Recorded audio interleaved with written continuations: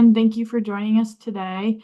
My name is Ashley Inuzzi, and I work on the product marketing team at Salary.com, and we'll be introducing today's webinar. Today's session is called Rethinking Benchmarking, Uncovering the Hidden Gaps in Your Data.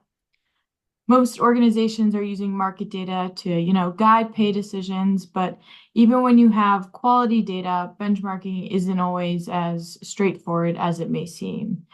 Small issues like matching the wrong job, relying too heavily on a single data point, or missing important context can lead to pay decisions that don't fully reflect the market. So today we're going to unpack some of the most common benchmarking pitfalls, why they're happening, and what you can do to avoid them. A few housekeeping items I want to go through before we dive into the agenda. This webinar is being recorded, so if you miss anything or you joined us a little bit late, you'll get a recording emailed to you. Second, if you have any questions at any point during today's session, feel free to drop those in the Q&A box at the bottom of your Zoom screen. We'll be sure to address those at the end of today's session. And today's session does qualify for professional development credits through SHRM, HRCI, and World at Work. And we'll be sure to cover more on that and how to claim your credits toward the end of today's session as well. All right, let's take a look at what we've got lined up today. So we're going to start by talking about why benchmarking errors are actually more common than many organizations realize.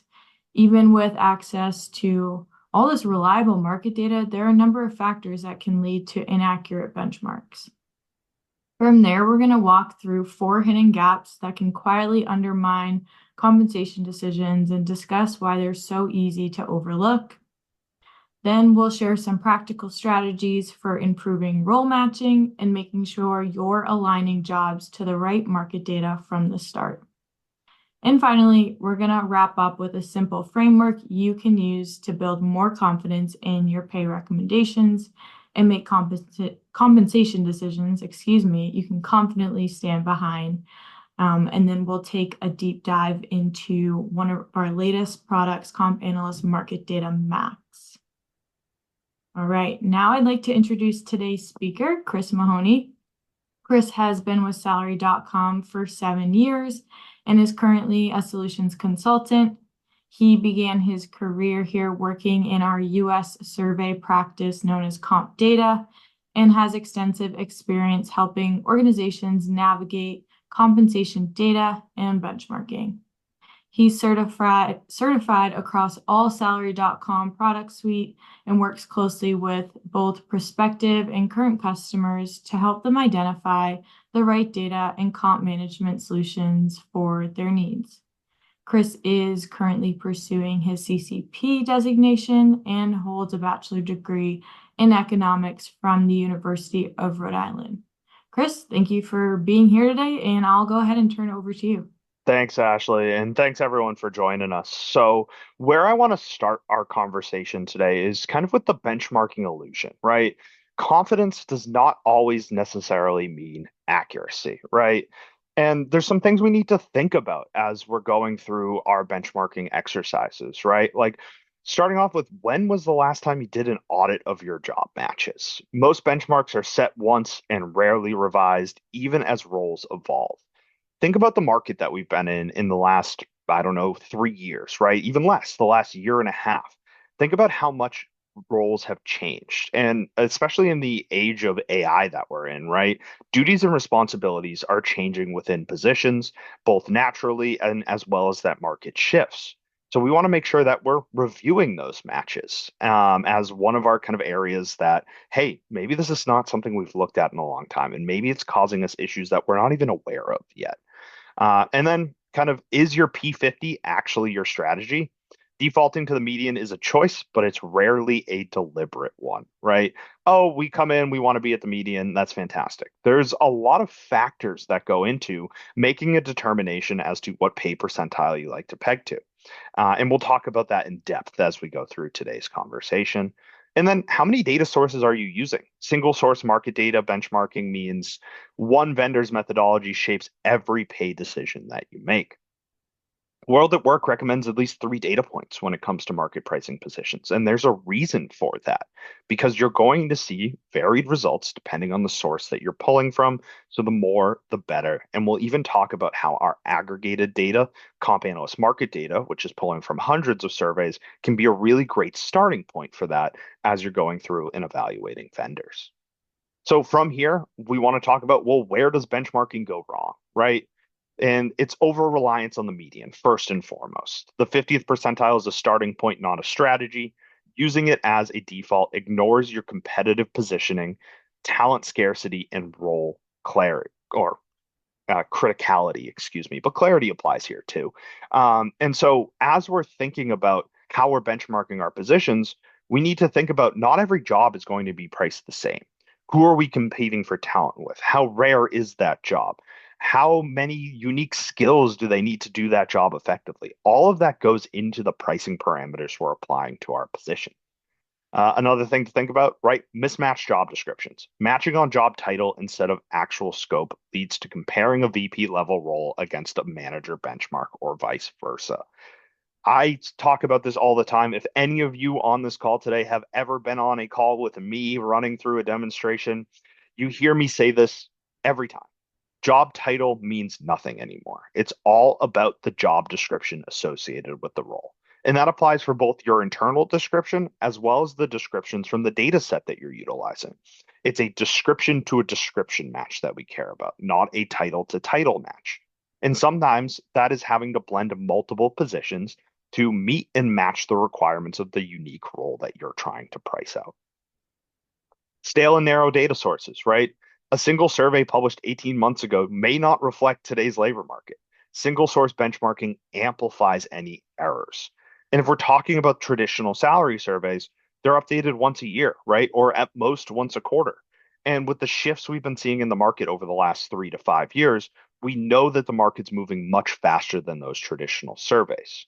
Those surveys are still that gold standard, right? But we need that additional data, that additional context to help and inform the decisions that we're making back against that data type. So stale, narrow sources, a big problem we see in the benchmarking space.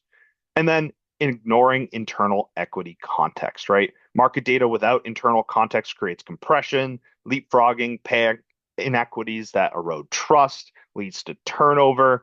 And even when you think an offer is competitive, it can lead to offers that aren't competitive because you're trying to look at just what's going on externally or just what's going on internally. You're not bringing those things together to get the full context of what's going on within your positions. So these are some things to be thinking about as you're going through your next benchmarking exercise. And we're going to dive into each of one of these a little bit further as we move through the demonstration. So we talk about the median trap, right? I think this is a really good kind of visual representation, right? Ask before you default to the median. These are the questions you should be thinking about. How competitive is this talent market right now? Is this role difficult to fill or retain? What's outdated or outstated compensation philosophy? And how does the role rank in a strategic importance level? So, how does that rank internally, right? How important is this job to the organization? And that should affect how we decide to price that particular position. So P25, cost focused, 50th, that market match, right? That median point. P70 is competitive, P90 is leading the market. And every organization is going to define their own parameters for this. I like to make a kind of a comparison when it comes to tech versus nonprofit in this kind of example here. We see tech organizations all the time paying to the P90th for their engineer roles because they're trying to attract that top talent, lead that market, have the best of the best in their organization. And it makes sense that you need to lead with pay there, right? But there's an other side to that coin. And we see it a lot in nonprofit organizations. We see it everywhere, but I like the nonprofit example of there's other pieces to the pie besides just looking at pay, right? What cause does your organization support? What other benefits are you providing to your organization? What type of budget do you have, right? You're working within budget constraints. So if you have to be lagging the market, what are those other things that make up for that? And in the nonprofit space, you see it a lot, right? Where you say, hey, we pay low, right? We pay to the 25th percentile, but we work for a cause that has a huge amount of support behind it. We have fantastic benefits packages, vacation, time off, match 401k, right? Salary's not the only piece of the puzzle, and there's always going to be reasons to be on either side of that median, that 50th percentile. It's looking at from all those different areas. So don't look at pay in a bubble. And also make a determination on how you like to do this work. Are you doing this work based off of base pay? Are you doing this work based off of total cash compensation? Have a defined philosophy across the organization. Just throwing things at a wall is going to lead to compression issues. It's going to lead to turnover. The cost associated with bringing in someone new as opposed to keeping an existing employee is huge, right? So we want to make sure we're kind of thinking about these things not in a bubble, but as a whole as we're going through our benchmarking process. So we have the median trap here, right? When we're thinking about pay percentiles, but we're also thinking about getting the right match. So we're thinking about title-based matching, scope-based matching. So we're matching on job title to survey title. We're ignoring scope, span of control, budget. We're assuming all senior managers are the same when they're not, right? Every organization defines their job levels a little bit differently. A manager at one organization could be doing the job of a VP at the other, and vice versa. And some organizations are going to have managers, senior managers, vice presidents, EVPs, and some are going to have the directors in the middle there somewhere, right? So every org has their own structure, but we need to make sure the data that we're utilizing, it doesn't necessarily have to match that structure, right? But we need to be looking at the descriptions of that data set. And good data sets have leveling descriptions tied to them. If we're thinking about our traditional salary surveys, they have job descriptions and leveling descriptions. So does our CompAnalyst Market Data Toolkit.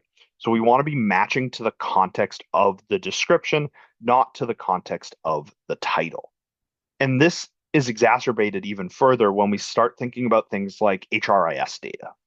HRIS data is a very interesting data type, but we need to make sure we're looking at the consistency of that data type.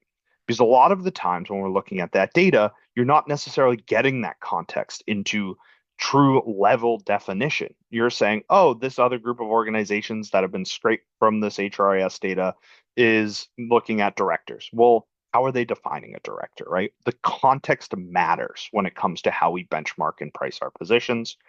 And that's where we get into scope-based matching, right? On role context, not on title. On factors like team size, revenue, complexity. Any survey is going to have the ability to break out geos, industries, organizational sizes as we're going through the process. So it's not only the context of the description of the job, it's the context of who are we competing for talent for. And who we're competing for talent for and against is going to depend on the roles within your organization. And I have nonprofit on the brain because I was just on a call with a nonprofit organization that was thinking about, hey, we have this group of tech jobs. Well, I know for a fact I'm not competing with these tech jobs with other religious organizations, for example, right? I'm competing with the IT orgs of the world or the general organizations that contain these positions. So we need to be thinking about the context as we're going through and benchmarking, adjusting our geographic factors, and validating against updated job documentation. Something to think about here as well, and something that's really ignored at a lot of organizations, is having defined job descriptions, having and understanding the actual context of your internal position. If you don't know the context of your job, how are you supposed to find an accurate match within a benchmark, right? So defining job descriptions a lot of the time is the first step in this process. And if you're already there, great, you're in an awesome spot. Now it's finding the appropriate data to match back against those things. So going from getting the right match to a practical matching framework. So we want to document scope. We want to select the survey candidates. We want to apply an adjustment, validate, and revisit. This is the cycle we want to go through. I have them kind of going from left to right here, right? This could easily be a big circle where we start with documenting, we get all the way to revisiting, and then we move through the process again and again. We see a lot of organizations do this multiple times per year, right? And as we start to think about these different steps and how we kind of move through the process, So we start by documenting that scope, right? We're capturing the functional responsibilities of that job, having that defined job description, what we were mentioning earlier, decision authority, team size, budget, accountability, not just the job title. And I've said that 10 times. I'm going to say it 10 more. It's an important piece of the puzzle when it comes to benchmarking. And then we want to select the survey candidates, right? Identifying 2 to 3 potential survey matches where possible. If you're using an aggregate like CompAnalyst Market Data, it's great because it's bringing all of those sources together for you and allowing you to use scopes like geo, industry, company size to help with that process, which leads us into step 3, applying that adjustment lens. If I have employees that sit in New York City and employees that sit in Boston, but then I have a population that lives in rural South Dakota, right? The cost of labor, the cost of living, all of those things are different depending on the market that you're in. And if you're competing for talent in specific markets, a national average might not do it, right? There may be adjustments you need to apply. Maybe you look at specific data for that job in that market, or maybe you holistically have an approach where you say, hey, my anchor is national.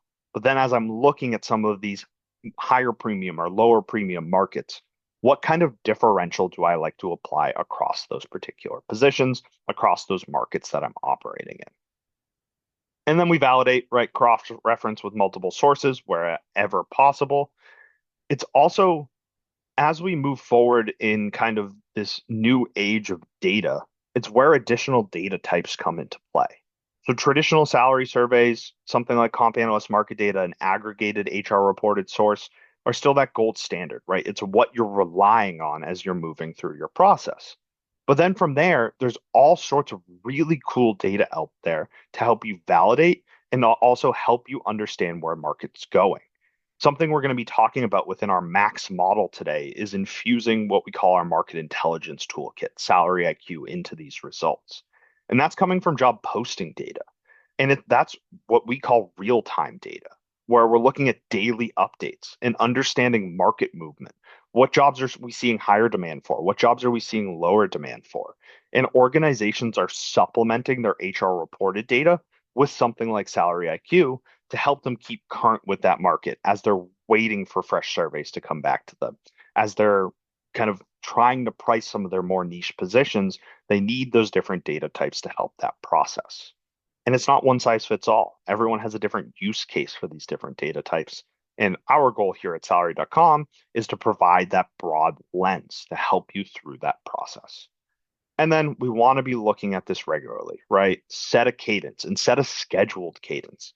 Hey, every January we go through a new pricing exercise, or every August, right? Or even a couple of times per year. We want to be validating the work that we're doing over and over again to make sure that we're not missing something big that's going to affect our population. All right. So once we have defined that practical matching framework, excuse me, we need to know that not all data is created equal, right? The recency, we need to understand when was the data collected. Data older than 12 to 18 months may not reflect the current market dynamics. What's the sample size? If we're thinking about this from traditional surveys, we can see orgs and inks, right? What are the number of organizations that make up this pool of results? What are the number of incumbents there? And who is the participant mix, kind of blending 2 and 3? Are these organizations that I compete for talent with? If the survey is skewed one way or the other, you need to be aware of that, right? And how that data represents within a platform itself. And then is the data cut relevant to your market? If I use national data, am I in a market that has higher premiums, lower discounts, right? What does that look like? Austin versus San Francisco is a good example of that. Any geographic differential that can be applied should be applied to make sure we're looking at things appropriately. From here, we need to talk about the case for multi-source benchmarking. So as we move into some of that multi-source benchmarking, we want to think about weight for relevance. Give primary weight to the survey with the closest participant profile to your industry, size, and geography. As we're looking at traditional salary surveys, you're going to get participants lists. You're going to get data volume reports, jobs lists to understand the context of the survey a little bit better. Here at Salary.com, not only do we offer CompAnalyst Market Data, which is kind of all encompassing across industry, geo, company size, but we also offer different additional participant-based salary surveys. In the US, we have 14 industry-specific surveys meant to be curated for the healthcares of the world, the nonprofits, the techs, right? To say, hey, this is your pool of competing talent. Well, we want to make sure we're weighting that data appropriately for the relevance of it that we see. And as we start to get into multiple sources, that becomes more and more important. And we flag outliers. If we're seeing two data sets that have greater than a 10% divergence, we investigate why and don't average away the signal. So if we're understanding, hey, I'm looking at CompAnalyst market data and I'm looking at a traditional salary survey. CompAnalyst market data is updated once a month. This survey is updated once a year. Well, if we're seeing that CompAnalyst market data is now 10% higher, 15% higher, we need to investigate that. We need to understand the orgs and inks that are coming from that. We need to understand, has there been big market movement in these particular positions? That's where these supplemental data resources come into play to help inform the decisions we're making back against that. And then, of course, documenting your reasoning, right? Blending is as much about audit trail as accuracy. Understanding why you did the work you did the last time you went through this. In the moment, you may say, "Oh, I'm going to remember that why I applied this 10% premium to this cut of data or why I applied some sort of discount or weighting scheme." Well, guess what? A lot happens between when you did that work the first time and when you did that work the second time. Add comments to your work. I can't stress this enough. Help yourself for the future, understanding why you made decisions in the process you made. If we were to get into a detailed management conversation today, our toolkits plus an enterprise have individual comment sections on cuts of data, on composites holistically, and can be tracked through audit trails. But if you are working out of Excel, which I know a huge number of folks still are, oh, excuse me, add a comment, right? Add a section in that sheet for comments as to why you've done something. It's going to save yourself a lot of time in the future. And then refresh on that rolling basis, right? Don't wait for your annual surveys. Use pushed labor data or publish labor data, real-time statistics like our Salary IQ platform to help inform those decisions between your cycles. Hugely important. I know there's a lot of overlap in these slides, but it's to kind of get the point across, right? That these things are going to matter as we're moving through our benchmarking process, and it's going to come off and affect your bottom line, right? It's a very cliche saying, and it doesn't apply in every scenario, but every dollar above market value you're paying comes off your bottom line. Every dollar below, you're at risk of losing that employee. It's a very, very simplistic and simplified way to look at it, but I think it gets a point across of we need to be on top of these exercises to make sure that we're not losing folks, we're not overpaying for folks, we're finding that perfect middle ground. And if we've established a philosophy to do so, we can feel confident in that decision making. So keeping us moving here, the confidence framework. I talked about confident decision making, right? It needs to be accurate, it needs to be defensible, and it needs to have alignment to your philosophy. All these things that we've been talking about today. Precise job matching, multiple source validation, regular refresh cadence, geographic specificity. Check those boxes, we feel good about the accuracy. The defensibility, documentation, audit tracking, like we just talked about, clear data source criteria, and consistent methodology are going to matter here. And then alignment. It's tied to the philosophy that you built out. It reflects internal equity and it's calibrated to the business strategy. And then from there, one thing we haven't touched on is communicating that to the employees and understanding we are in a world of pay transparency. Not only from a perspective of more and more states are requiring ranges to be put on job postings. If you don't have that, how are you supposed to represent that in those job postings? But even internally within organizations, employees are more empowered than ever to understand the salary range that they fall into, understand what gets them to that next level, the duties, the responsibilities of their job. That starts with job descriptions, it moves to accurate pricing, and from there, it's the communication back against that information that's going to matter. Awesome. So as we keep on chugging along here, benchmarking audit checklist, right? So what do I need to be thinking about? Data sources. I use at least two market data sources. My primary source was refreshed in the last 12 months. I have geographic cuts appropriate for my workforce, whether that be using an anchor in differentials or the specific markets that I sit in. And I know the participant profile of my surveys, right? If you're using CompAnalyst Market Data through us, we can validate all of that with scope, geo, industry, organizational size. Traditional salary surveys, you look at that participant pool to do so. Job matching. I match on scope, not title. Job description, job description, job description. I will not stop saying those words today. I document matching rationale. Matches are validated with hiring managers, and I apply adjustments when scope doesn't align cleanly, excuse me. And matches are validated with hiring managers is a point to make, right? I just mentioned the pay communication to the individuals that actually sit within these jobs, but the hiring manager should also understand what the range for the position they're hiring for looks like. Communication is key through this process, not only for yourself, but to the other stakeholders in the organization. And then that decision framework. Am I following the same steps for my positions? Yes, maybe you have varying philosophies within your org, but is that philosophy defined for each of those groups? Adjusting those benchmarks for role criticality. Pay decisions include internal equity, and I can explain and offer if I am challenged. I can validate the information with that benchmark, with that trusted data. I can go into a management meeting and feel comfortable with what I'm presenting because I know I followed this checklist. I know I'm doing the right work appropriately. So, what should you take back to your desk, right? What should you be thinking about as you're going through the process itself? One, audit your current data sources. Recency, participant profile, geographic fit, right? What do we already have today that's going to be valuable for us? And the other side of that is what are we missing, right? Where are our gaps? And understanding what you don't have is just as important or more important than understanding what you do have. So defining that is the first step. And then stop matching on title alone. Build a scope-based matching framework. Three, document everything.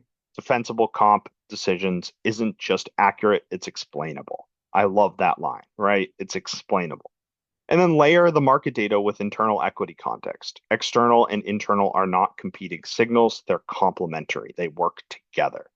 And treat benchmarking as an ongoing process, not an annual event. Your market doesn't pause between survey cycles. Think about the bump in AI. And I know AI is the topic of the day, the month, the last 2 years, right? But the market is moving so fast because of these toolkits, right? And it's not necessarily like, oh, I can reduce my workforce a whole bunch because now we have these AI toolkits. It's, oh, these AI toolkits are now being infused into people's day-to-day lives. Are the skills there for the positions that we have today as we move into this new market? Are the positions that we have appropriate for us as we're making changes within the organization? Not just for AI, but as jobs are new and emerging, as jobs are changing, we need to be looking at this constantly. Be proactive as opposed to reactive as we're looking at our comp. And now we move into, I like to call it the shameless plug area of our demonstration here to talk about how we can help with this process, right? And there's a bunch of ways we can do so. Today, we're going to be focused on the data that we provide through what we call CompAnalyst Market Data Max. And Max is a new model that we've released across all of our Salary.com products. So it's not just applicable to data, it's applicable to our management system, our job descriptions, our planning process. It is infusing AI insights, infusing market intelligence data into the normal flow of your work to give you more time to spend on the things that matter. So benchmarking data, right? We're getting that HR reported data in CompAnalyst Market Data Max. You're adding that real-time market intelligence with Salary IQ, AI guided workflows to surface up those results. We've come out with a new term recently that I really love. It's human-led AI. Our job with kind of our AI features is to surface insights for you to take action on, right? We are doing the work to curate those insights. You are making the decision. And we're here to help drive those recommendations to give you more time for the strategic decision making in your job, as opposed to spending all of that time on the initial lift. Then there's some real-time insights reports where you can go in and each month it will send you a fresh report letting you know, hey, here's what we're seeing is changing on in the market based on your jobs, your industry, where you're located. Really cool stuff there. And we wrap that in a really nice support bow. Um, every product at Salary.com is supported with multiple tiers, whether that be your customer success team or your professional services team, helping you not only with the data, but with the management of the system itself. And so, what we wanted to do today, and I'm keeping an eye on the time, I think we're at the perfect spot for this now, is to go through a quick demonstration of CompAnalyst Market Data Max. And that's going to allow us to go in, look at some different data types, show us how this data works together, and how we've infused those AI workflows into it.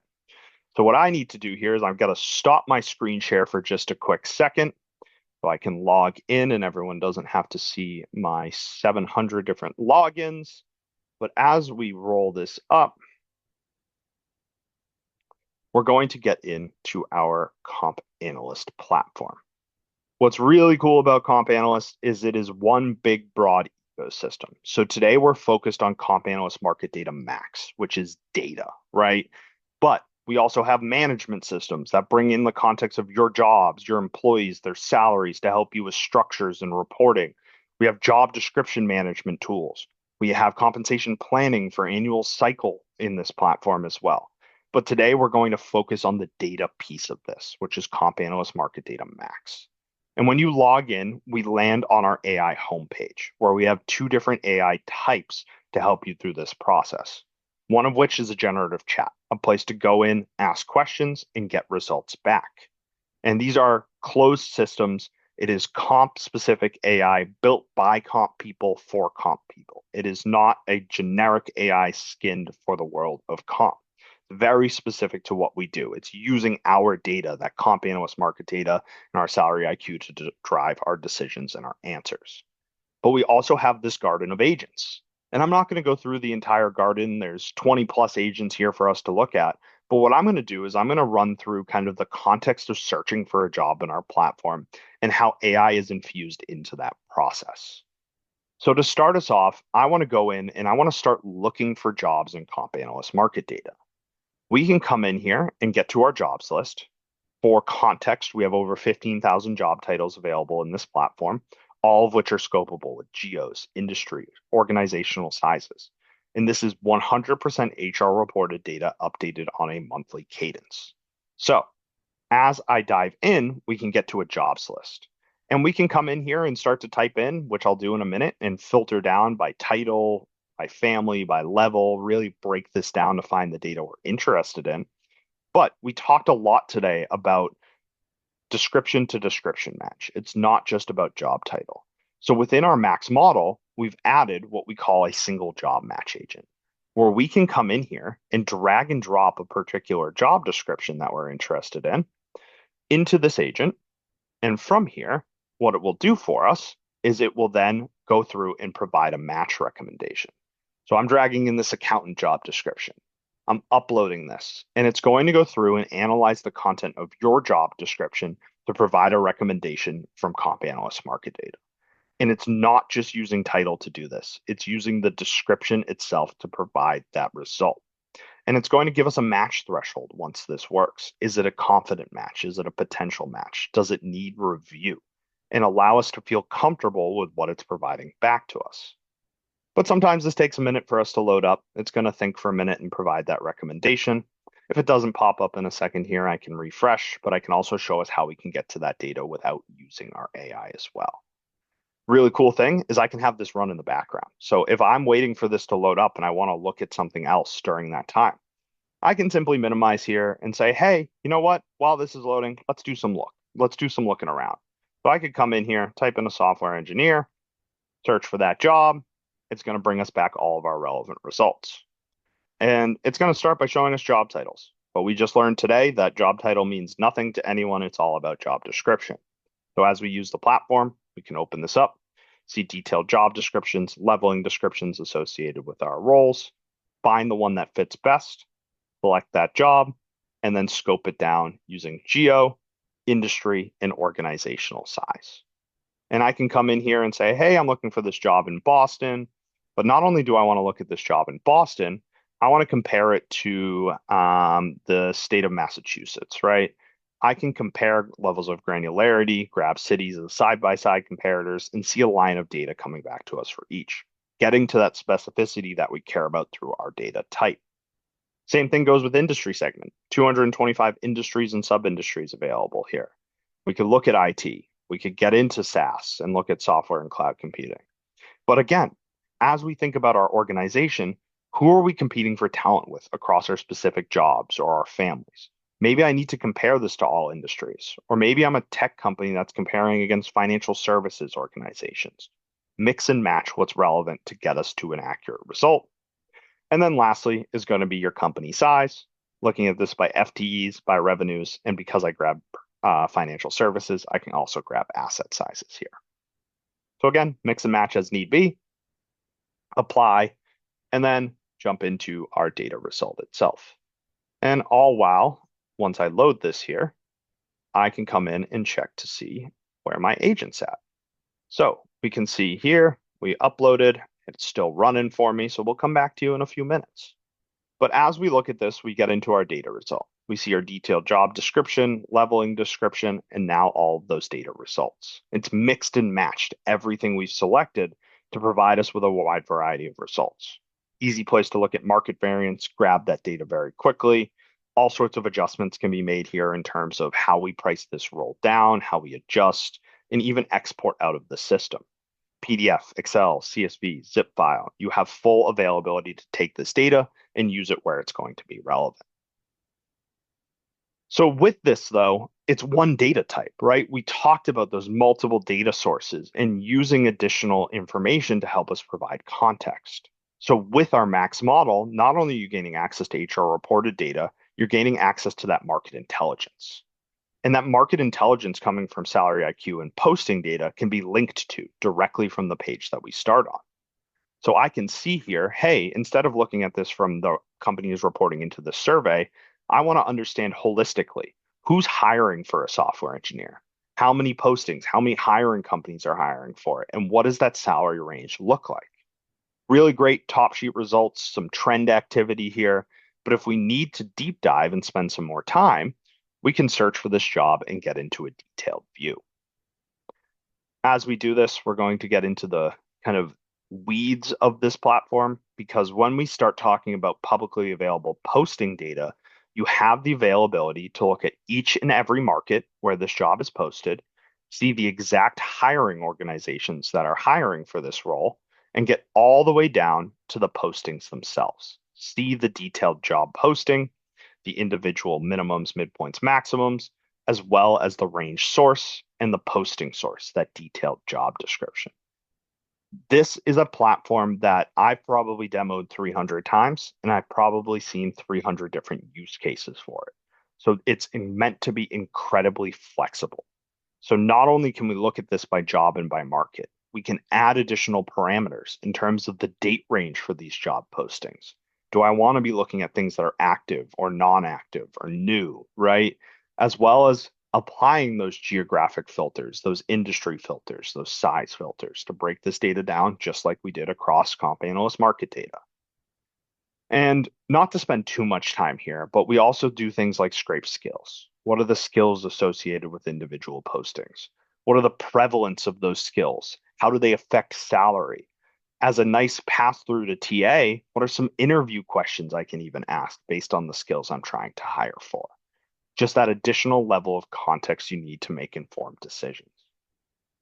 And again, I talk about 1,000,001 ways to search. I'm looking at this by job and geo. I can also come in here and develop what we call peer groups, where I'm looking at a specific group of organizations as opposed to a job and a geo. So I could come in here, and if I am looking at other law firms to compete against, if I am someone like a Ropes and Gray of the world, I can jump in.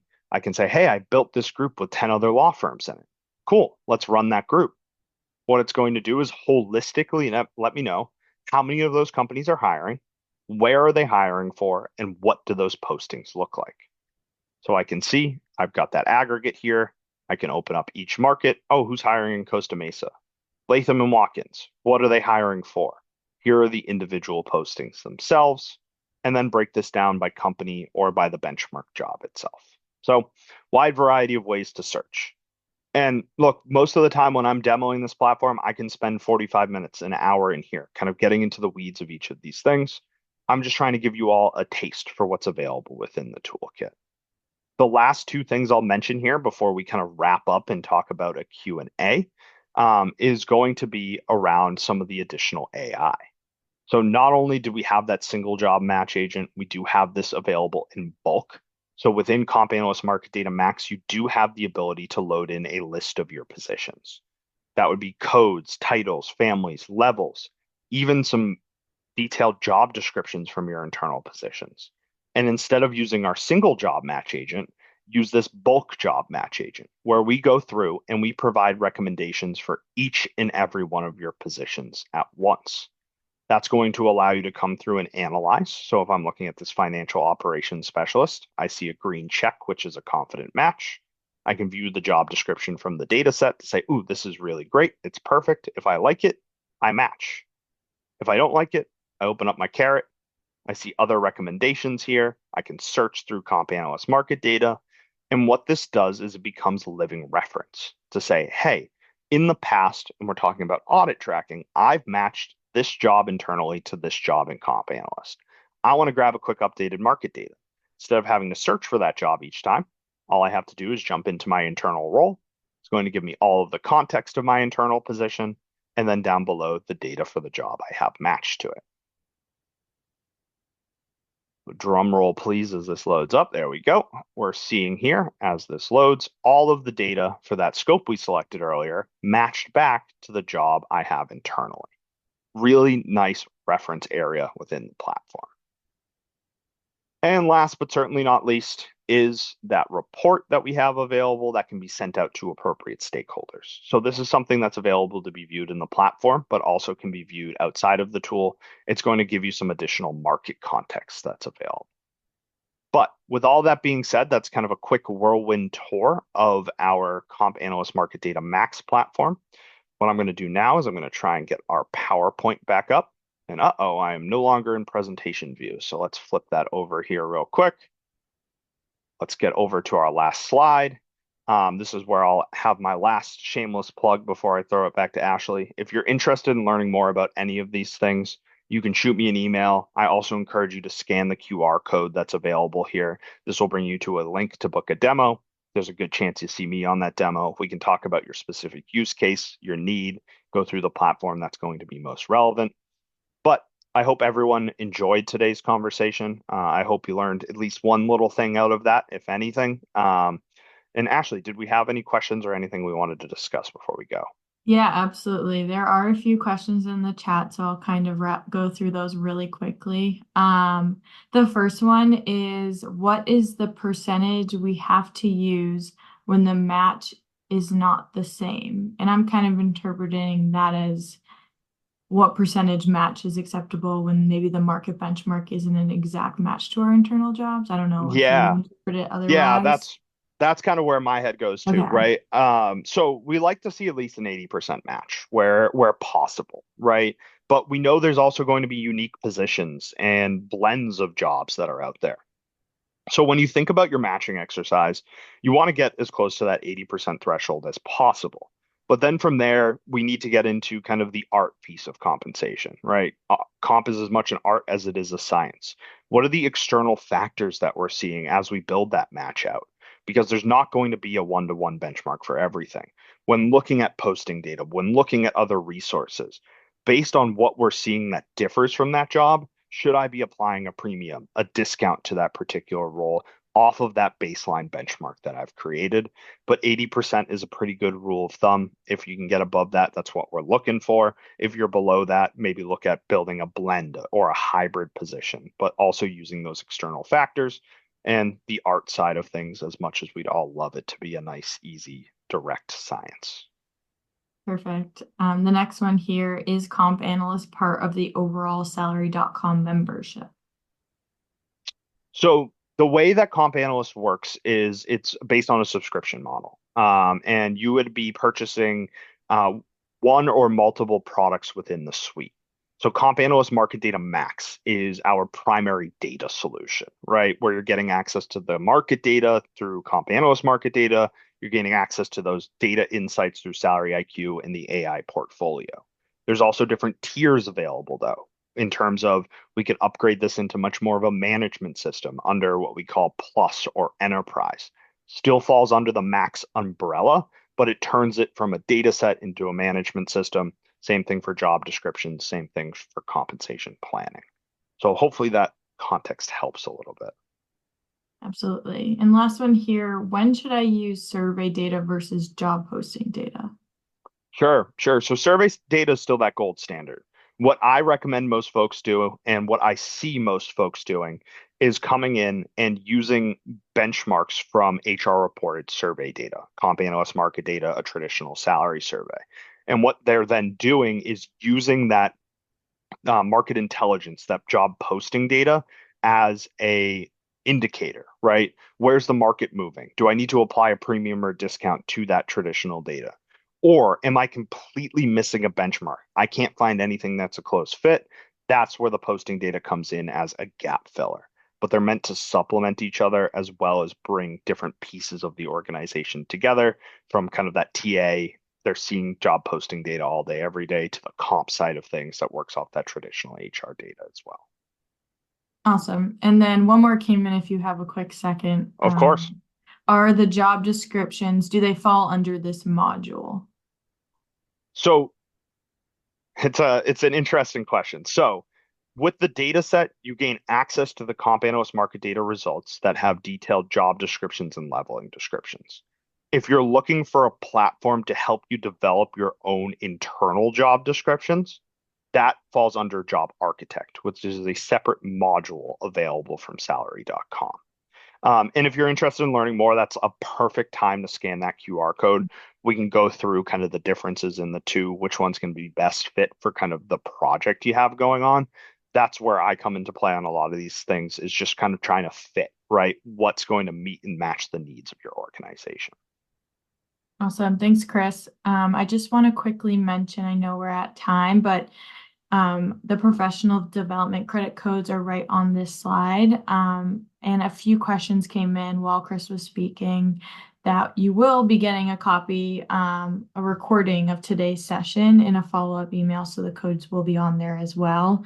World at Work does not currently offer codes, but I will paste a link in the chat. And if you scroll to the research status and application button, you are able to add your credits there. So like Chris said, if you have any additional questions, feel free to use that QR code here, and you can speak with him. And I think that wraps up today's session. Chris, thank you so much for your time, and thank you everyone for joining us today. Thanks, everyone.